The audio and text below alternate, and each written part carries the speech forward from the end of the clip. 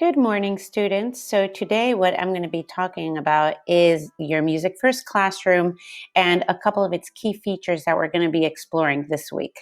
So the first thing you have to do is add your username and your password that I'm going to be sending to you inside of your Google Classroom. So just stay tuned for that. So for now, I'm just going to add a generic username and password, and I'll give you more information on that later. Once we're inside of MusicFirst Classroom, I want you to look at the top left-hand corner and make sure that you are inside of East Orange Campus High School Chorus. Once you're in there, you're going to click where it says Software in the top left-hand corner. And the three key features that we're looking at are Musician, SightReading Factory, and Aurelia. Let's start with SightReading Factory, since this is something that I want you to do every single day. Okay, for SightReading Factory, the first thing that you have to do is click on Start Sight Reading. Once you click on that, you're going to notice that you have a lot of options for instruments. You are going to choose voice, since this is a choir class. And for your instrument, you just choose which voice part you are. I am an alto, so I'm going to click on alto. Let's say I'm a beginner, so I'm going to click on SightReading Factory Level 1.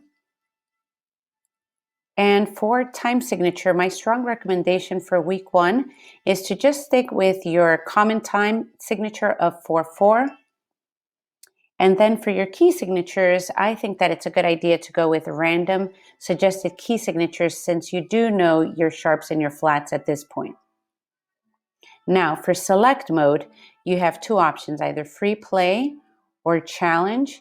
But because this is your first week doing it, I strongly recommend that you stay here where it says free play. So I'm going to click on Start Free Play. And you see how I have my little gear here. I'm going to change my settings.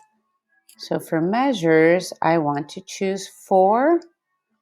We're going to use annotations, which means that the software is going to tell me my solfege syllables. So let's say I've always been a little bit confused about that. I think it's a really good idea to turn that feature on, and you're going to choose movable do and la-based minor. We're going to make sure that we have our opening pitch and that we measure our numbers. So now it looks like we're all set, and we're going to click on Load a New Exercise. That's going to open up your window again. Your tempo set at 112 is too fast, so you want to lower that to 80. Let's turn on your metronome. And this is your tuning fork. You always want to hit that before you start singing. All right, now let's get started.